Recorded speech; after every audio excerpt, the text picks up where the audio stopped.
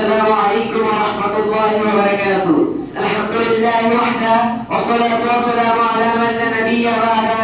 أما بعد فقد قال الله تعالى في القرآن المجيد: وإما ينزغنك من الشيطان نزغ فاستعذ بالله إنه هو السميع العليم.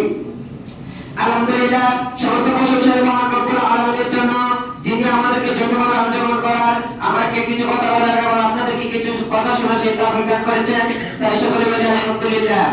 দুরূদ ও সালাম বর্ষিত হোক সেই নবীর প্রতি যারা আবশ্যকে বাস্তবায়ন করতে পারলে পরকালে জান্নাত সুনিশ্চিত। তাই সকলে বলি সাল্লাল্লাহু আলাইহি ওয়াসাল্লাম। প্রিয় সম্মানিত উপস্থিতি, আজকে আমার যে বিষয়টি দেওয়া হয়েছে তা হলো শয়তানের ধোঁকা থেকে বাঁচার উপায়। শয়তান মানুষকে ধোঁকা দিয়ে বিভ্রান্ত করার জন্য সর্বতৎপর। এর থেকে রেহাই পাওয়া খুবই কঠিন, তবু আমাদেরকে এর থেকে রেহাই পাওয়ার চেষ্টা করতে হবে। তার থেকে রেহাই পাওয়ার জন্য কয়েকটি উপায় রয়েছে। আল্লাহ তাআলা বলেন, আল্লাহ তাআলার কাছে শয়তান থেকে আশ্রয় চাইতে হবে। শয়তান যখন মানুষকে ধোঁকা দেয় তখন আল্লাহর কাছে আশ্রয় চাইবে। আল্লাহ তাআলা বলেছেন,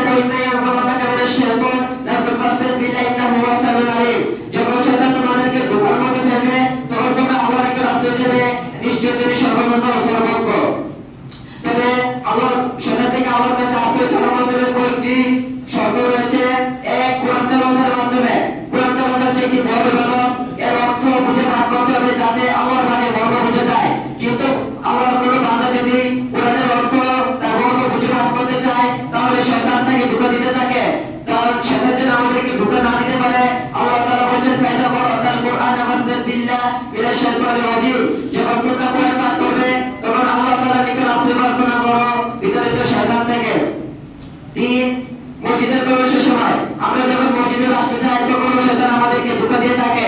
এবং সাথে আব্দুল্লাহ ইবনে আমর রাদিয়াল্লাহু আনহু বলেন, রাসূল সাল্লাল্লাহু আলাইহি ওয়াসাল্লাম যখন মসজিদে আসতেন তখন বলতেন, আউযু বিল্লাহিল আযীম ওয়া ওয়াজহিল কারীম ওয়া সুলতানিল কাযীম মিনাশ শাইতানির রাজীম।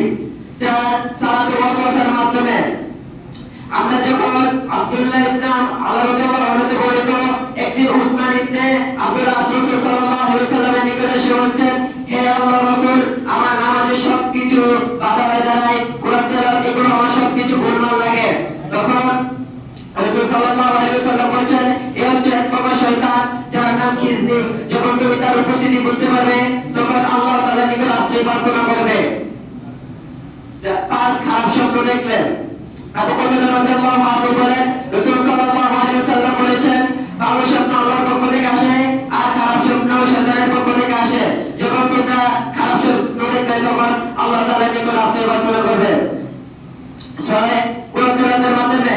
আবু হুরায়রা রাদিয়াল্লাহু আনহু বলেন, রাসূল সাল্লাল্লাহু আলাইহি ওয়াসাল্লাম বলেছেন, তোমরা তোমাদের ঘরগুলোতে কখনো পরিণত করো না আর যে কোনো সূরা বাংলা পাঠ করা হয় সে ঘরে শয়তান প্রবেশ করতে পারে না। 7, আল্লাহকে স্মরণ রাখা। যখন মানুষ আল্লাহকে স্মরণ রাখে তখন শয়তান তার কাছে আসতে পারে না এবং তাকে কোনো খারাপ কাজের আদেশ দেয় এমন সে করে না। আর যখন সে আল্লাহর স্মরণ থেকে বিমুখ হবে তখন শয়তান তার কাছে আসে এবং তাকে খারাপ কাজ করার আদেশ দেয় এবং তারপরে সে খারাপ কাজ করে। আর মানুষ মনে করে সে হেদায়েতের উপরে রয়েছে। আর সালাতে কাতার মধ্যে হেদায়া এবং ফাঁকা না হওয়া। আনাস রাদিয়াল্লাহু আনহু বলেন, রাসূল সাল্লাল্লাহু আলাইহি ওয়াসাল্লাম বলেছেন, তোমরা তোমাদের কাঁধগুলোকে সমান করে নাও এবং তোমাদেরকে ফাঁকা জায়গাগুলো পূরণ করে নাও। সেই সত্তার কসম যার হাতে আমার জীবন রয়েছে, আমি এই শয়তানের কাঁধের মধ্যে এত ভাব পরিমাণ দেখেছি যে যার মধ্যে দিয়ে একটি সাগর প্রবেশ করতে পারবে। প্রিয় সম্মানিত উপস্থিতি, শয়তান আমাদেরকে বিভিন্ন জায়গায় বিভিন্ন স্থানে বিভিন্ন জিনিসের মধ্যে ধোঁকা দিয়ে থাকে। আল্লাহ তাআলা আমাদেরকে শয়তানের ধোঁকা থেকে বাঁচার তৌফিক দান করুন। আমিন। ওয়া আখিরু দাওয়ানা আলহামদুলিল্লাহি রাব্বিল আলামিন। আসসালামু আলাইকুম ওয়া রাহমাতুল্লাহি ওয়া বারাকাতুহু।